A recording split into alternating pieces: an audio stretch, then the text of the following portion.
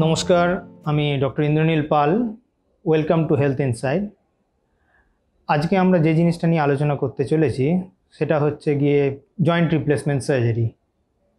I am sure 90% মানুষ এখন জানেন জয়েন্ট রিপ্লেসমেন্ট সার্জারি কী, কার লাগে, কার লাগবে না, এই সমস্ত নিয়ে আজকে আমি আলোচনা করব না। বরং আমি আজকে একটা জিনিস নিয়ে আলোচনা করব যেটা অনেক ক্ষেত্রেই অনেক পেশেন্টের মনের মধ্যে থাকে, কিন্তু সেটা ডাক্তারবাবুর সামনে অনেক সময় খোলা হয়ে ওঠে না। তিনটে প্রশ্ন আমি দেখেছি সাধারণত মানুষের মনের মধ্যে থাকে এই জয়েন্ট রিপ্লেসমেন্ট সার্জারি সম্বন্ধে। প্রথমটা হলো কোথায় গিয়ে করাবো, দ্বিতীয়টা হলো কার কাছে করাবো, আর থার্ড হলো ভালো হবে কি আদৌ ডাক্তারবাবু। এখন আমি একটার পর একটা প্রশ্নে আসি। আমি একটুখানি রিভার্স করে দিই এটাকে। ভালো হব কি প্রশ্নটার আগে আমি আপনাকে অ্যান্সার দিয়ে দিই। যখনই আমি কোনো মানুষকে বলি হ্যাঁ আপনি ভালো হয়ে যাবেন, তার সাধারণভাবে যে উত্তরটা আমরা সাধারণত পাই সেটা হলো আমি জানি আমার অমুকের এই অপারেশনটা হয়েছিল কিন্তু সে ভালো হয়নি। এখন সেই জন্য আমি এই প্রশ্নের উত্তর এইভাবে আমি দেব না, বরং আমি আপনাকে কিছু পরিসংখ্যান জানাই। আজকের দিনে দাঁড়িয়ে আই এম শিওর যে আমি যে পরিসংখ্যানগুলো বলছি ইন্টারনেটে সমস্ত কিছু অ্যাভেলেবেল, ফলে আপনারা চাইলে সেই সমস্ত কিছু যা কিছু আমি বলছি ইন্টারনেটে গিয়ে চেক করে নিতে পারেন। Joint replacement surgery more than 90% is সফল, ঠিক আছে। 10 ইয়ার্স মোর দেন 90%, 20 ইয়ার্স মোর দেন 80%। ফলে 100 ভাগ মানুষের মধ্যে 100 জন মানুষকে যদি আমরা সার্জারি করি, তার 80 ভাগ মানুষের 20 বছর অবধি এই জয়েন্ট রিপ্লেসমেন্ট সার্জারি টিকে যায়। এখন যদি দেখা যায় যে হচ্ছে গিয়ে কমপ্লিকেশন রেট কীরকম, 2 to 5%। 2% সাধারণত পশ্চিমী দুনিয়াতে, আমরা ধরেই নিলাম ভারতবর্ষের মতো জায়গায় সেই পার্সেন্টেজটা একটু বেটার, একটু খারাপের দিকে, হয়তো সেটা 5%-এর কাছাকাছি। আর যদি জিজ্ঞেস করেন যে একদম শেষ সংবাদ কত ভাগ মানুষের মধ্যে হতে পারে, মানে ডেথ, দেখা গেছে যে 0.5% মানুষ ডেথ হয় within 90 days of the surgery. মানে 1000 জনকে করলে 5 জন 90 দিনের মধ্যে মারা যেতে পারেন।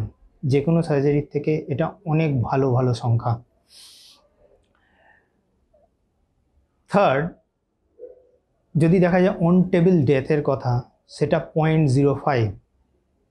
তার মানে 1000 লোককে করলে মাত্র 5 জন। এবার আসি কোথায় করাবেন। কোথায় করাবেন প্রশ্নটার উত্তর একটু লম্বা হতে পারে। আমার মতে একজন পেশেন্ট হিসেবে আপনার কয়েকটা জিনিস দেখা উচিত এই সার্জারি করবার আগে। Number 1, proximity of the hospital. আপনি যেখানে করাচ্ছেন সেটি আপনার বাড়ি থেকে যদি খুব দূরে হয়, ধরুন সার্জারিটা আপনার ক্ষেত্রে সফল হলো না, চান্স খুবই কম, তবুও হতে পারে, প্রতিবার আপনাকে সেই হাসপাতালে যেতে হবে যেখান থেকে আপনি সার্জারি করিয়েছেন। সেটা যদি আপনার রাজ্যের বাইরে হয়, রাজ্যের বাইরে গিয়েই বারবার যেতে হবে ব্যাপারটার থেকে বেরোবার জন্য। ফলে বাড়ির কাছাকাছি হাসপাতাল হলেই অনেক বেটার।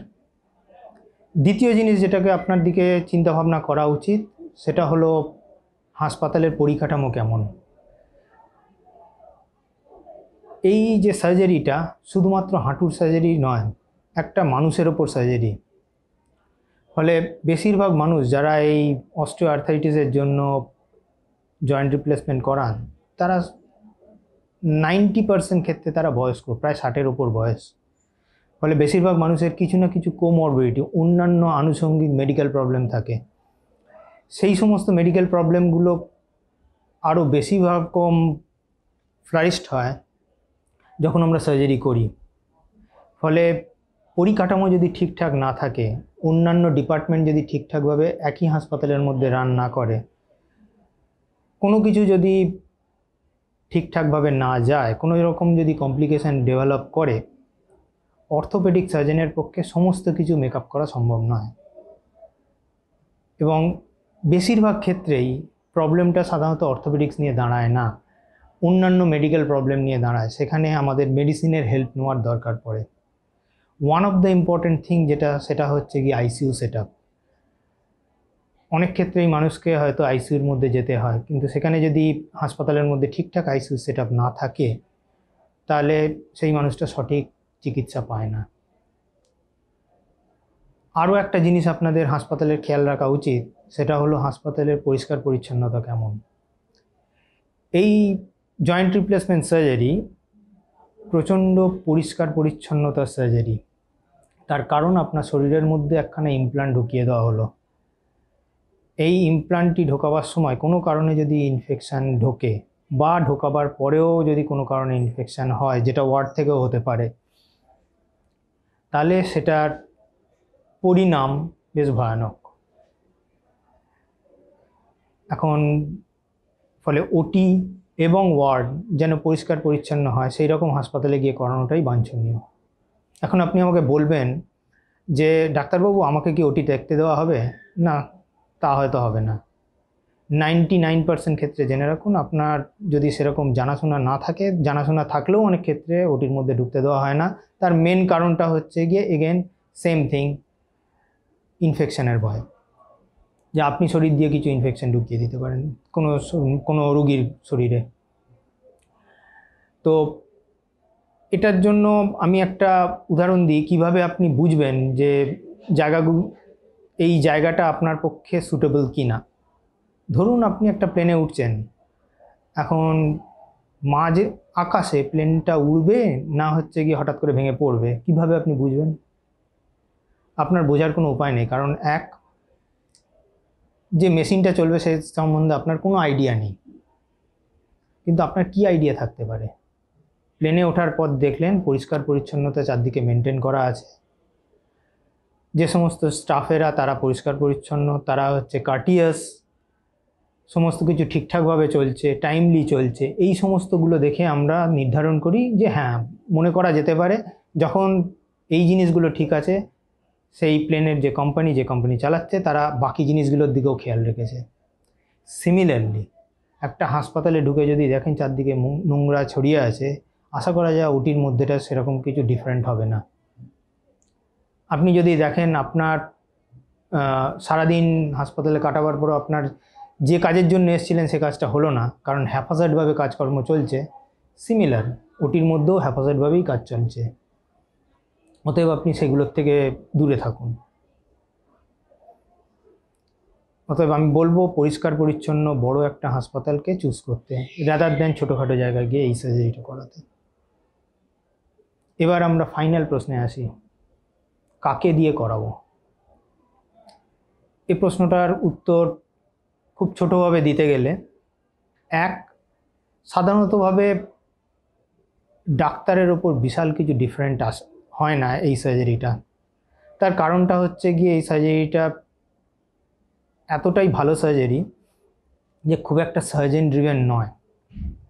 ফলে কোনো সার্জেন যদি আফটার পোস্ট গ্র্যাজুয়েশন তার সঠিক ফেলোশিপ করা থাকে এই সার্জারির ওপর, তারা অনায়াসেই এই সার্জারি করে উঠতে পারে। এখন যে সার্জেনের ভলিউম বেশি সেই সার্জেন বেটার করবে, এটাই আশা করা যায়। একই সঙ্গে আপনাকে খেয়াল রাখতে হবে যে যাকে দিয়ে করাচ্ছেন তার সঙ্গে কমিউনিকেশন যেন ঠিকঠাক থাকে। কমিউনিকেশন ব্যারিয়ার করে আপনার কোনো লাভ হবে না। আপনি এক কথা বলছেন, উনি আর এক কথা বুঝছেন, আপনার ল্যাঙ্গুয়েজ উনি বুঝতে পারছেন না, ওনার ল্যাঙ্গুয়েজ আপনি বুঝতে পারছেন না। যখন জিনিসগুলো খারাপের দিকে যাবে সেই ল্যাঙ্গুয়েজ ব্যারিয়ার আরও মারাত্মক আকার ধারণ করবে। ফলে আপনি সেই দিকটাকেও খেয়াল রাখবেন। আর ফাইনালি দেখে নেবেন ডাক্তারবাবু যেন আপনার প্রশ্নের উত্তর দেন। যখন সমস্ত কিছু ভালো আছে, তখন যখন সমস্ত প্রশ্নের উনি উত্তর দিচ্ছেন, আশা করা যায় যখন জিনিসগুলো ঠিকঠাক আপনি যেরকম ভেবেছিলেন সেরকম যাচ্ছে না, সেই সময়ও আপনি একটা সঠিক রেসপন্স পাবেন। তাহলে ফাইনালি আজকে আমরা যা কিছু আলোচনা করলাম তার সারাংশ এটাই দাঁড়ালো, কোথায় করাবেন? এমন একটা হাসপাতাল চুজ করুন যেটা পরিষ্কার পরিচ্ছন্ন এবং ঠিকঠাক পরিকাঠামো আছে। যদি কোনো কারণে আপনার জিনিসগুলো ঠিকঠাকভাবে না যায়, সেই ব্যাপারটাকেও তারা উদ্ধার করে দিতে পারে। নাম্বার 2, কাকে দিয়ে করাবেন? এমন একজন ডাক্তারবাবুকে দিয়ে করান যিনি এর ব্যাপারে ট্রেন্ড এবং ডাক্তারবাবুর সঙ্গে আপনার বোঝাপড়া ঠিকঠাক, যিনি আপনার কথা শুনছেন এবং আপনার কথার উত্তর দিচ্ছেন। নাম্বার 3, এই সার্জারিটা কি করে ভালো হবে অথবা চান্স কীরকম এটার ফেলিওর হওয়ার? আমি আগেই বলেছি এটা one of the safest surgery এবং শতকরা 95% ওপর মানুষ ভালো হয়ে যাচ্ছেন। 95টা আমি বললাম, খুবই কম সংখ্যা, এর থেকে বেটার রেজাল্ট হয় এখানে। নমস্কার।